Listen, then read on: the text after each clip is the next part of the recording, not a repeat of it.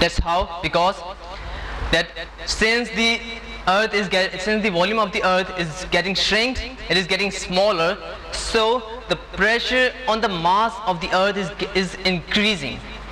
In other words, the mass of the earth is getting compressed, and so it is resulting in the form of heat. The heat is increasing, and so there will be a stage which will come when the tolerance of the mass will be finished, and there will be an explosion.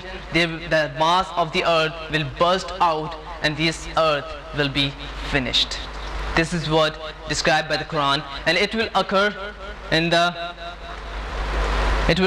the form of earthquakes, boiling of oceans, filling of smoke in atmosphere, disintegration of mountains, and this is all what pointed out by the Holy Quran when the day of judgment will come.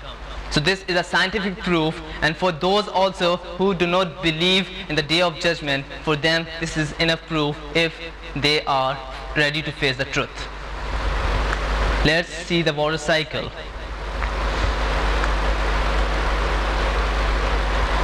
In 7th century BC, Thales of Miletus gave their theory, and that theory is surface spray of the oceans was picked up by the wind and carried inland to fall as rain. This theory is saying that the upper layer of the oceans are picked up by wind, and the wind is responsible for the rain falling in the dry areas. But of course this theory is absolutely wrong, because no evaporation is mentioned in it, no clouds are mentioned in it, so this is wrong. And so in 1580 it was Bernard Palissy who gave the first time for the modern concept of water cycling, and it is about like this, which we study in our books, in our classes. And let's see the Quranic verses. The Quran in great detail describe the water cycling. It says in Surah Al-Nur verse number 43, it says, "Seest thou not that Allah makes the clouds move gently, then joins them together, then makes them into a heap?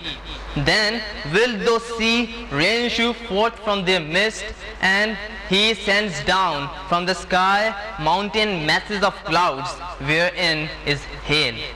He strikes therewith whom He pleases, and He turns it away from whom He pleases.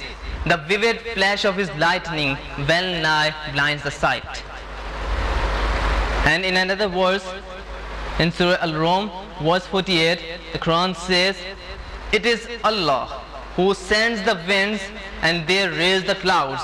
Then does He spread them in the sky as He wills, and break them into fragments until those ceased raindrops issue from the midst thereof. Then when He has made them reach such of His servants as He wills, behold, they do rejoice." Not only this, in Surah Al-Zumar, verse number 21, in Surah Al-Hijr, verse number 22, in Surah Al-Rum, verse number 24, in Surah Al-Mulk, verse number 30, in Surah Al-Mu'minun, verse number 18, and in several places, the glorious Quran speaks in great detail about water cycling. And that is about 1400 years ago, which scientists were able to do in just 15th century. Now, the next topic is about community system in animals and birds. The research has shown that animals and birds, they live in community system as we humans do live. They work together, they organize, they live, and they even eat together.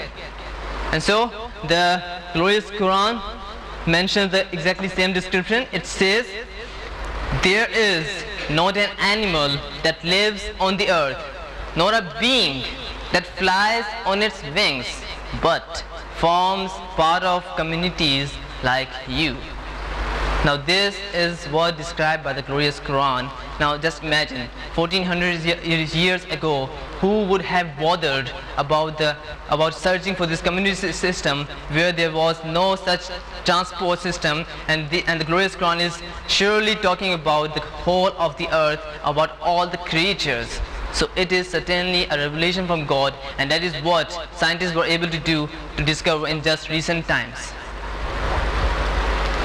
Now, this is a very interesting fact: the flight of birds.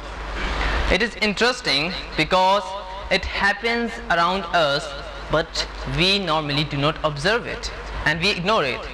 And the research has shown, the scientists tell us, that the birds, they can travel long and long journeys like thousands and thousands of kilometers, and even sometimes thousands of miles.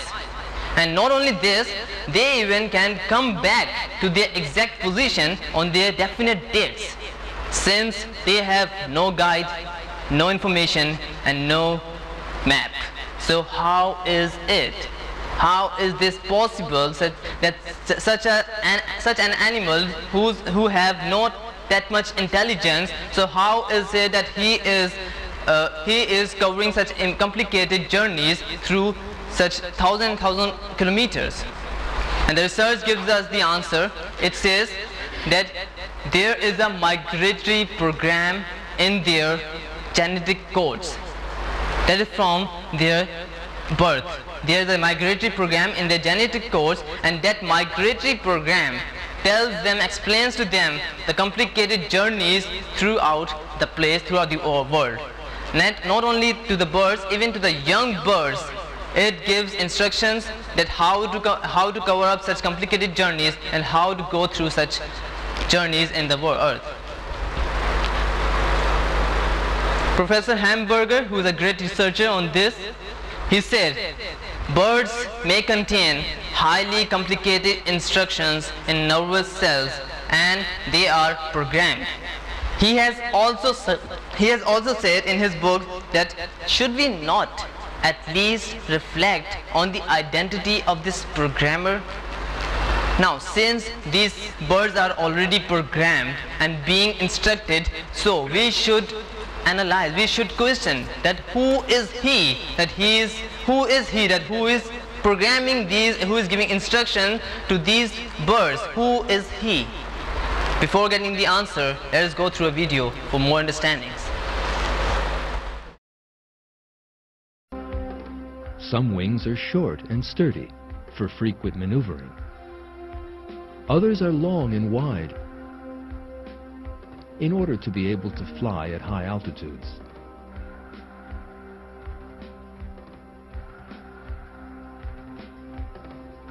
Still others are long and narrow for gliding in the air.